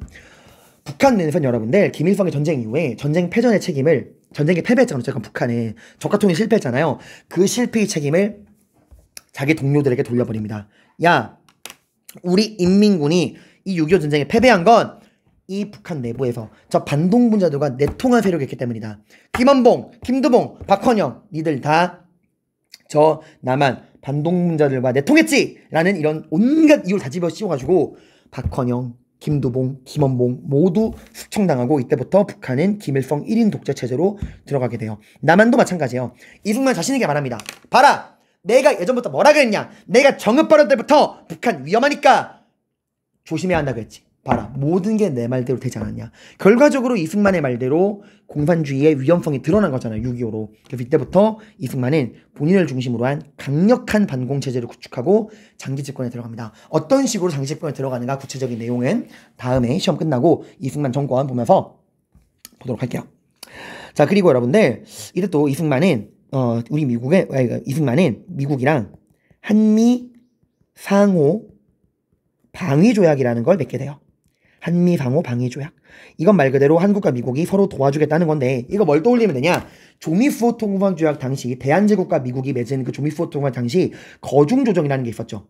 어려울 때 서로 도와주기 있었잖아요. 똑같아요. 도와주자는 거야. 근데 그때나 지금이나 미국이 얘들아 우리가 미국을 도와줄 만한 일은 별로 없어요. 사실상 이때는 미국이 우리를 도와주는 거죠. 그래서 이 한미방호 방위조약으로 미국이 우리나라에 군대를 주둔시킵니다. 주한미군이 이때부터 주둔하는 거야. 얘들아 이상한 생각 안 해봤어요? 에츠플라인 때는 우리가 미국의 태평양 방어선에서 제외돼가지고 주한미군이 철수했잖아. 근데 지금 우리나라에는 미군이 주둔하고 있잖아요. 이때부터예요. 전쟁 이후 대한민국과 미국이 맺은 한미상호 방위조약으로 미국이 우리를 직접적인 보호 대상에 포함시키고 주한미군을 주둔시킨 거야. 그러니까 에츠플라인이 무효화된 거죠. 그래서 에츠플 욕 되게 많이 먹었어. 미국이 의도한 건 아니지만 어쨌든 전쟁의 단초를 제공한 거 아니냐 이래서 에츠플 욕 되게 많이 먹었어요. 자, 아무튼 이렇게 한미상호 방위조약으로 주한미군이 주둔하고 우리가 미국의 직접적인 방어 대상에 포함됐다는 거야. 원래 얘들아 그게 되게 무서운 거예요. 주한미군이 주둔한 나라는 어떤 의미 가지고 있냐? 우리 미군이 주둔하고 있는 이 주한미군이 있는 나라에 공격을 한다면 그거는 우리 미국과 맞짱을 뜨겠다는 거다 라는 의미가 되는 거야. 그래서 지금 아시아에 뭐 러시아, 중국, 북한 이런 애들이 우리한테 직접적인 무력 공격을 못하는 건 우리가 많이 성장한 것도 있지만 우리를 건드린다는 건 미국과 전쟁할 걸 각오해야 한다는 거예요. 그래서 그런 겁니다. 이건 또 주한미군이 주는 긍정적인 측면인 거예요, 여러분들. 다만 주한미군이 우리나라에 가지고 오는 부정적인 측면도 분명히 있습니다. 자, 아무튼 이런 거고요. 또 하나, 일본이 완전히 살아납니다. 경제적으로. 이게 무슨 말이냐? 여러분, 2차 세계대전은 끝나고요. 여기 일본이 있죠. 미국은 일본을 완전히 밟아놓을 생각이었어요. 원래 미국은 자기들에게 덤벼든 나라를 용서하지 않아. 근데 우리 알잖아. 2차 세계대전 때 일본이 얼마나 미국한테 독종으로 달려들었어. 그래서 미국이 이번 기회에 일본을 완전히 밟아놓겠다. 다시는 우리나라한테 덤벼들지 못하도록 전 세계에 본보기를 보여주겠다. 이래서 이제부터 일본에서 공장이 굴뚝을 뽑는 이제부터 일본 땅에서 공장이 가동하고 공장 굴뚝에서 연기가 나오는 걸 볼 수 없을 것이다 선언해요. 이 말은 뭐야? 일본을 완전히 농업국가로 만들어버리겠다는 거야. 그러니까 재벌이건 공장이건 다 없애버려서 우리 미국에게 덤벼들 모든 힘을 없애버리겠다. 이제 너희는 소나 기르고 양이나 기르고 농사나 짓고 살아라. 해서 전쟁 이후에 일본에 존재하던 모든 재벌 다 해체시키고요. 일본에 존재하던 그런 수많은 공장들을 막 철거하기 시작해. 이대로 지속됐다면 일본은 정말 오늘날과는 완전히 다른 별 볼 일 없는 가난한 농업국가가 됐을 거야. 그럼 여러분이 좋아하는 너의 이름은? 그런 게 어딨어요. 네가 기르는 소의 이름은 뭐니? 이런 거나 있었겠죠. 근데 뭐가 터진 거야? 전쟁이 터진 겁니다. 자, 이게 왜 일본을 살린 거냐? 봐봐. 지금 전쟁은 시시각각 심각한 상황이야. 빠르게 전쟁에 필요한 군수물자랑 군인을 보내야 돼. 근데 미국에서 우리나라로 그런 걸 보내기에는 좋아 안 좋아? 안 좋잖아요. 너무 멀잖아. 그러니까 미국이 누구를 이용할 수밖에 없어? 누구의 도움 받을 수밖에 없어? 일본의 도움 받을 수밖에 없는 거야. 그래서 미국이 일본에게 건 모든 제한을 철폐한다. 이제부터 일본 빨리 공장 만들어. 빨리 공업 발전시켜서 전쟁에 필요한 물건 좀 생산해. 이제부터 전쟁에 필요한 모든 군수물자는 일본에서 사들이겠다 라고 이야기를 한 거야. 그래서 이 6.25를 계기로 미국이 일본에게 걸어놓은 모든 족쇄가 다 풀리고요. 일본에서는 이때부터 완벽하게 공업국가로 부활해서 3년 동안 우리가 피 흘리고 싸울 때 이 6.25 전쟁에 신나게 무기 팔아먹고 그 돈으로 완벽하게 경제회복에 성공합니다. 그래서 당시 다나카 수상이 6.25가 터졌다, 당시 일본, 이 6.25가 터졌다는 소식을 듣고서 당시 일본의 자민당 총재이자 일본 수상이었던 다나카가 이제 일본은 살았다. 일본은 살았다. 신은 일본을 벌지 않았다. 라고 이야기를 했다 그래요. 이걸 예상을 한 거지. 참 동학 농민운동 당시에 이토 히로부미가 하늘이 준 기회다 라고 한 그게 떠오르네요. 그리고 중국의 영향력이 엄청나게 올라갑니다. 봐봐. 실제로 소련은 무기만 보내고 실제로 이 전쟁에서 미국을 포함한 16개 유엔군을 최전방에서 막아낸 게 누굽니까? 중국군이란 말이에요. 이때부터 이제 중국이 만만치 않은 나라구나 라고 해서 중국의 국제적 영향력이 엄청나게 올라갑니다. 그리고 북한이 누구랑 가까워져? 중국이랑 가까워지는 거야. 우리 대한민국이 미국을 혈맹이라 부르고 가까워졌듯이 중국도 이때부터는 소련, 러시아가 아니라 중국이랑 가까워진 거야. 실제로 피 흘려 싸워준 건 중국이니까. 그래서 북한이랑 중국이 혈맹이에요. 당시 중국 공산당의 리더인 모택동의 아들도 6.25에 참전했다가 죽었어. 그러니까 우리랑 미국의 관계 이상으로 북한과 중국의 관계는 끈끈하다는 거. 자, 이렇게 해서 우리가 이번 시간 6.25 전쟁의 배경, 과정, 결과를 살펴봤습니다. 이게 좀 양이 끊기가 애매해서 제가 좀 시간이 걸리더라도 하나의 강의로 찍었고요. 이 뒤에 나와 있는 탐구 자료 꼭 살펴보시고 65번 프린트를 통해서 수능 모의고사 한능검에서 이 6.25 전쟁이 어떤 식으로 문제로 나오는가도 꼭 살펴보시기를 바랍니다. 그리고 이 내용도 꼭 잘 배경은 국내적 배경, 국외적 배경, 엣지플라인 과정도 이런 일련의 과정들을 여러분들이 중요한 사건과 이런 지도, 자료랑 연결해서 꼭 보시고요. 결과적으로 남북한 독재체제, 한미 상호 방위조약 이런 것들 잘 기억해 두시기를 바랍니다. 고생 많으셨습니다.